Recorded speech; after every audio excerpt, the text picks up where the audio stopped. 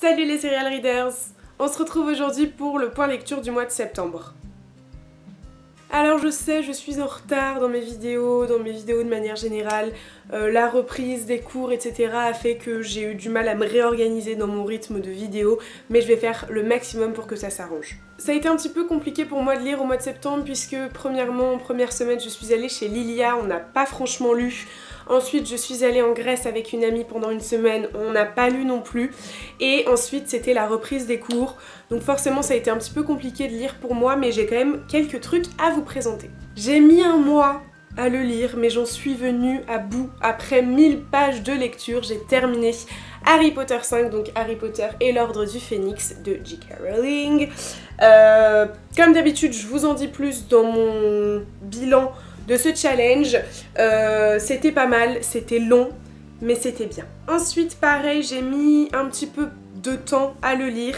Il s'agit de Ce que Walt ne nous a jamais dit, donc la véritable histoire des contes de fées de Julie Gredd aux éditions Jourdan. Je remercie Julie pour cet envoi et je remercie également les éditions Jourdan pour cet envoi. On va suivre un jeune homme qui meurt et qui se retrouve au paradis, et au paradis c'est comme sur terre, on a le droit de suivre des cours, et ce jeune homme en question, qui est en anonyme, va suivre le séminaire de Monsieur Walt en personne, qui va donc raconter sa vie, raconter son parcours et montrer un petit peu d'où sont nés les dessins animés que l'on connaît aujourd'hui. J'ai adoré ce livre, j'ai adoré le concept de manière générale. Je trouve que c'est super original, cette manière de mettre en scène le personnage de Walt.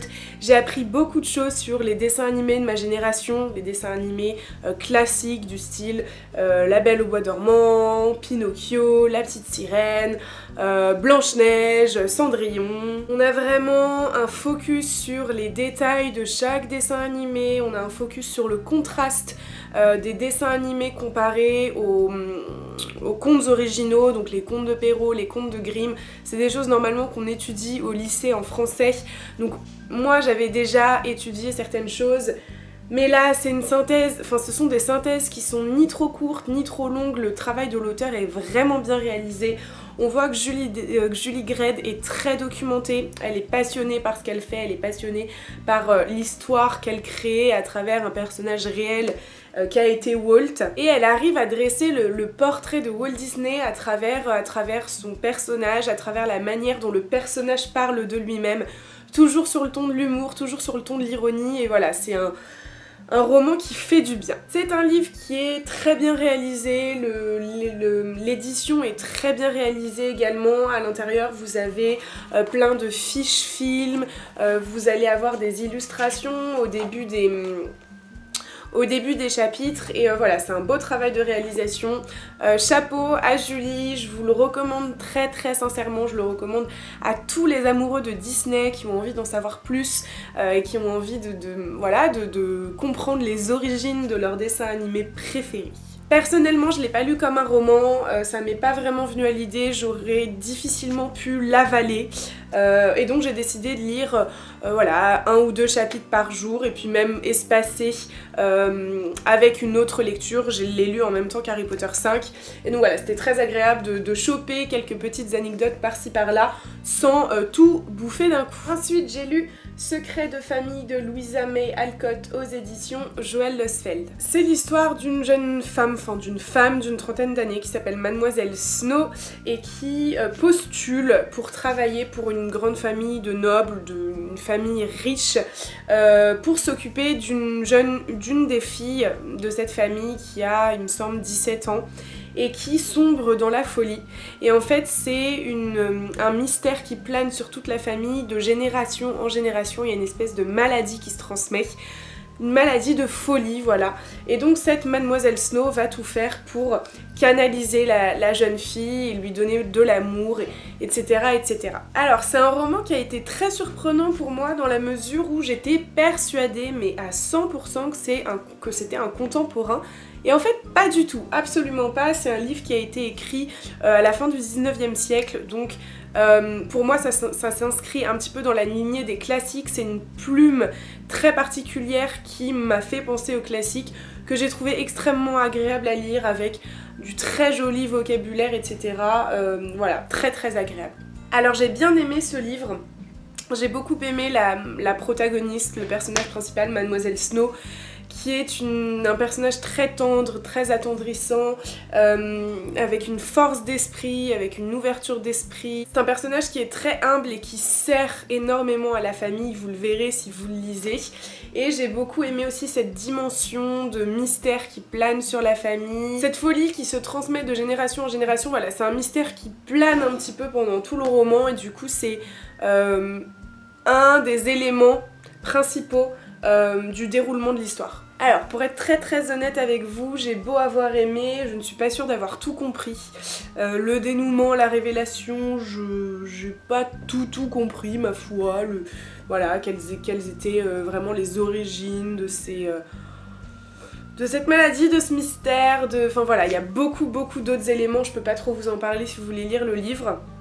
Mais c'est assez intriguant. En tout cas, c'est une expérience de lecture très sympa qui m'a confirmé mon attrait de plus en plus poussé à lire des classiques. Voilà, j'aime beaucoup la plume, je trouve ça très très agréable et très enrichissant. Et donc voilà, je vous le conseille sincèrement. C'est pas un contemporain, c'est assez intriguant, assez mystérieux. Donc voilà, si vous aimez les histoires de famille, etc., ça devrait vous plaire. Et enfin, j'ai lu Zoo de James Patterson aux éditions Livre de Poche, qui est un roman qui a été adapté récemment en série, si ça vous intéresse. Dans ce roman, les animaux commencent à se rebeller et à avoir des comportements bizarres envers les humains, des comportements violents et agressifs qu'ils n'avaient pas auparavant. Et donc voilà, on va suivre nous particulièrement un personnage, un homme qui s'appelle Oz, qui est docteur en biologie et qui avait plus ou moins prédit ce qui arriverait avec ces animaux et qui se met donc à faire des recherches, à essayer de comprendre scientifiquement comment est-ce qu'on a pu en arriver là, etc. C'est un livre que j'avais envie de lire depuis assez longtemps. Je l'ai acheté au salon du livre en mars dernier à Paris. Il était déjà dans ma wishlist depuis quelques temps, donc je suis super contente de l'avoir lu. Ça a été une très bonne lecture, ça se lit extrêmement vite, les chapitres sont très courts, en moyenne 3 pages seulement. Donc voilà, tout s'enchaîne vite. La nature peut... Non, c'était pas le moment du tout. Je suis désolée. Je suis désolée, ma chérie. Je vais devoir changer de cadre et tout. Mais non, tu recommences. J'ai apprécié la réflexion générale du roman, que ce soit dans le déroulement de l'histoire, que ce soit dans la morale, qui est un petit peu soufflée par l'auteur, à savoir que la nature peut reprendre dessus sur la technologie, l'humanité, etc. Je vous laisserai voir ça dans le roman. J'ai été très attristée quand on décrit un petit peu les comportements des animaux, etc. Je suis une très grande amoureuse des animaux et du coup voilà, ça m'a fait vachement de peine et ça m'a fait mal au cœur de les voir aussi sauvages. Je préfère préciser, pour ceux qui n'ont jamais lu de thriller, que ça pourrait intéresser, je préfère préciser qu'il y a un petit peu de scènes décrites qui peuvent être un petit peu gore, mais un petit peu, voilà, et pour ceux qui ont l'habitude de lire des thrillers, rien d'inhabituel, c'est pas dégueulasse non plus. Voilà, dans cette histoire, j'ai aimé le rythme, j'ai aimé l'intrigue, j'ai aimé le côté très réaliste, j'ai aimé l'originalité, mais il y a quelques trucs qui m'ont déplu. Je vous avais dit sur Instagram que ça frôlait le coup de cœur au début de ma lecture, et il y a des choses après qui sont arrivées entre temps qui ont fait que malheureusement ça n'est pas un coup de cœur, c'est une très très bonne lecture pour autant, mais il y a des choses qui m'ont déplu. La première chose, c'est le côté très scientifique du bouquin, puisqu'on suit un docteur en biologie.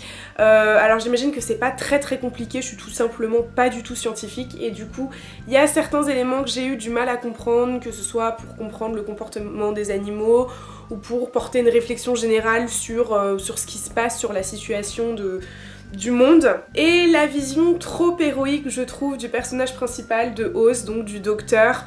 Alors attention, je ne parle absolument pas du déroulement, ce n'est pas un spoil, vous ne saurez rien sur la fin du bouquin, mais de manière générale, je trouve qu'il a une image très très romancée et j'aurais aimé que les prises de risque qu'il a soient plus réalistes et peut-être un petit peu plus tristes. Voilà. Voilà, c'est tout pour aujourd'hui. Je sais, c'est un tout petit point lecture. J'ai pas énormément parlé des livres qui sont là, mais sachez que je les ai tous aimés à leur manière. Secret de famille, ça a été une surprise pour moi. Zo, c'était un super livre que je vous conseille. Voilà, j'adore les thrillers et ça fait partie, je pense, des thrillers, des meilleurs thrillers que j'ai lus, en tout cas des plus originaux. J'ai aimé cette façon de mettre en scène les animaux et de les personnifier énormément. Je l'ai pas précisé, mais voilà. Harry Potter, bien évidemment, je continue. Je pense que je lis un tome tous les 2 mois, donc le prochain sera lu au mois de novembre. Et puis je vous conseille aussi le livre de Julie Gredd, qui est vraiment très sympa, surtout si vous aimez Disney. N'hésitez pas à me dire dans les commentaires si vous avez déjà lu l'un de ces livres ou si vous souhaitez le faire maintenant que vous avez vu ma vidéo. Je vous remercie encore une fois d'être aussi nombreux, vous n'avez pas été beaucoup à voir ma dernière vidéo où je vous remercie d'être plus de 1000 maintenant sur la chaîne, où je vous lance une FAQ. Donc voilà, si vous avez des questions d'ailleurs au passage, n'hésitez pas puisque ça a été un fail monumental, comme je m'y attendais de toute façon. Mais je vous aime quand même. Mouah, mouah, mouah. Je vous fais de gros bisous, je vous souhaite de merveilleuses lectures et je vous dis à la semaine prochaine.